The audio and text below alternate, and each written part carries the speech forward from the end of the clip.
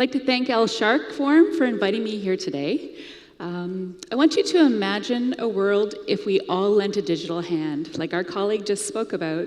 What does that mean for us? Well, I asked that question in 2010 after the Haiti earthquake. What can I do?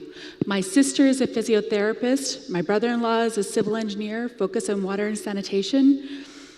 I work in technology. What can I do? Well, I found thousands of people who asked the same question.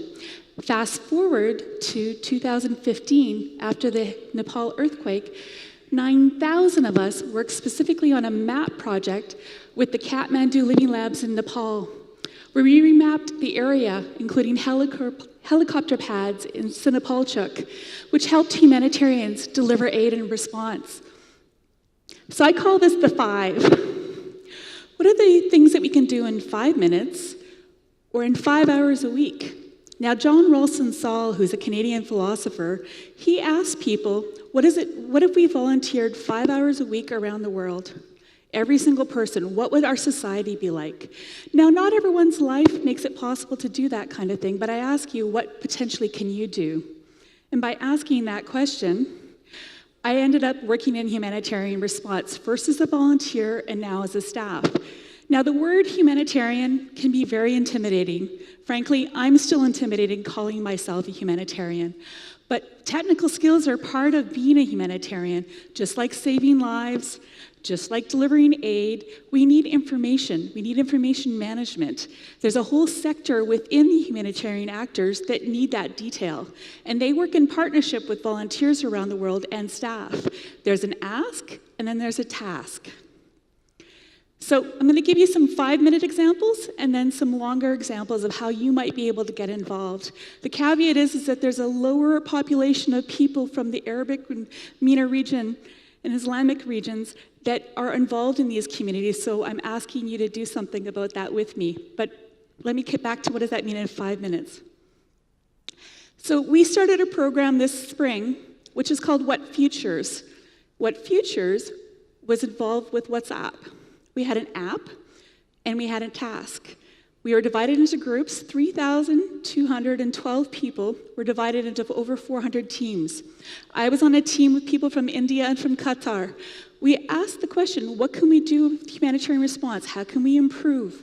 We ended up spending a lot of time talking about climate change with that group. By those kind of micro conversations with people around the world who want to affect change, that's the change we can be. And so while this particular project is done, it only took me about 5 minutes a day to get involved in it, and I think it was one of the most valuable visions for, when I think about your Sharq forums and your hubs, you have those micro conversations, so what can you do with humanitarian response? Last night there was a tweet and a Facebook post about mapswipe.org. This is another 5-minute task. MapSwipe is an app that allows you to look at some satellite imagery and then tag it.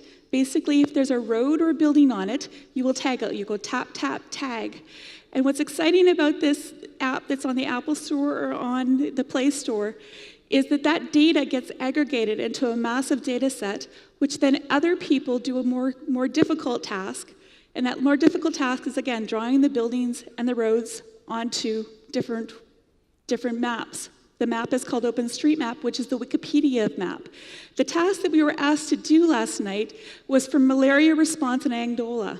So for 5 minutes, tap, tap, swipe, this little task can potentially do that. Now, thousands of people have worked on these kinds of projects. We've done it for measles, we've done it for malaria and other vaccinations, and the idea of being able to have a task that might help a humanitarian is the dream.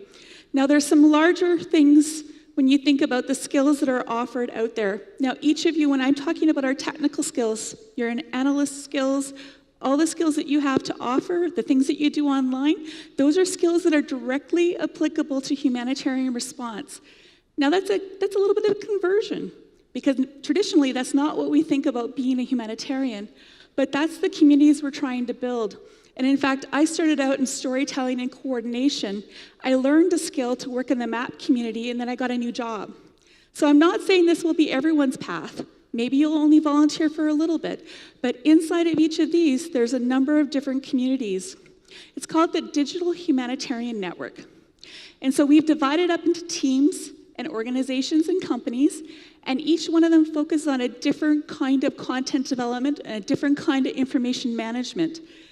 Now, when I talk about information management, I know that sounds pretty complex, but let me break it down to Twitter and Facebook briefly, and then I'll go into some other examples. The Standby Task Force is thousands of volunteers around the world. They've been activated for Hurricane Irma, Harvey, and Maria in the United States and in the Caribbean. They are looking for pictures, images, tags, and needs. So in humanitarians, we need to know what the key asks are for different areas. That helps us make logistical planning. And so the Standby Task Force is taking that work and they're dividing it into different teams within their own organization to be able to activate. They have a whole verification team. In fact, it's based on the verification handbook, which is based on some of the journalism principles. We take being a humanitarian and a digital humanitarian super serious. We want to do no harm. We want to do the right thing. There's lots of people doing things online for bad, but if there's one small thing we can do that may potentially help a humanitarian save a life or help somebody's life just be just a little bit better, that's what all of us are driven by. And so I know that it seems a bit strange that the humanitarian actors are working with us, but they are. They are because they see the value of these big global communities, as our friend called it, citizen journalism or citizen science. This opportunity to be able to be one of those is only a matter of you choosing what you would like to be involved in. So I joined the map communities because I was so impressed by the power of this kind of map making. And it's not really huge, you don't have to be hugely technical. In fact, we started Missing Maps, which is started by the British Red Cross, the American Red Cross, Médecins Sans Frontières, and Humanitarian OpenStreetMap. We started this because we wanted to take those clear asks of if they have a vaccination program in an area like Malawi, and they want to do a measles vaccination program last summer, which is what they did. Can we get that satellite imagery tagged? Could we have the videos? Could we have the roads and the buildings all tagged so that they had the most current map? And with the most current map, then they know where the population density is. They know how many volunteers to send to be able to vaccinate people. Well, 3,000 people worked on that project, and that reached 1.8 million people. And that's people who did it from their couch. And so maybe Netflix is awesome. I too watch a lot of movies, but that doesn't mean that I can't do a little bit of mapping. And so it's very basic, and frankly, you don't have to be worried about breaking the internet, because there are people who come and they validate it, and they try and teach it. And we have things called mapathons, and mapathons where people get together with people who know how to map and people who want to learn. It's been happening in universities, it's been happening in companies, and frankly, there was one in Beirut last week, and there's been some in Jordan. My hope and dream is that we have this kind of humanitarian action more in the Middle East. And in fact, I think about the fact that only 12 to 14% of the people involved are women. Now, I've been an elected member of this community, and my biggest goal is to have more women involved, because how we use the world is slightly different. We go to different places. We do different things. We have different errands. If we can have a map and an activity that will serve women during an emergency, women are technically usually the most vulnerable, women and children, the most vulnerable people during an emergency. So our friends in Indonesia, with Humanitarian OpenStreetMap Indonesia, have built a women's-only program, which they won an award for. So when I talk about youth mappers, and when I said that there's like map communities happening around in universities, there's 78 chapters, including one in Bangladesh. The people you see with the umbrella, these are some young students who were doing what's called field mapping. And they did this in Bangladesh with a USAID program.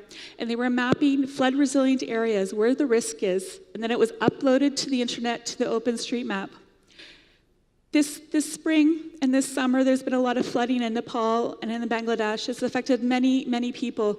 Well, the Bangladesh community, who's been well-trained on this process, they activated and they asked the world, all of us volunteers from wherever we are, to please focus on how we could map in Bangladesh and help them. So when you think about the Sustainable Development Goals, which have been created and signed by 150 countries, there's many things that you can do online. And so while I gave you some examples of some small tasks, some concrete examples of how people are mapping for good, There are digital skills that you have that might tie to any of these sustainable development goals. And so whatever the goal is that you're interested in, there is a civil society community that's interested in working with you probably. They're probably looking for your intellect. And so while you might have shining careers and have businesses, your 5 hours a week or your 5 hours a month could make a huge difference in helping them reach more people. And so lastly, I just want to invite you to do more. I know it sounds like a big ask because everyone's very busy, but those small things that you do can have a huge impact. And now I'm not asking that everybody change their life, their continent, and their job like I did, but just to say that sometimes volunteering makes you a better person. And I'm thankful that I keep meeting people who are interested in it and who have questions. So thanks very much.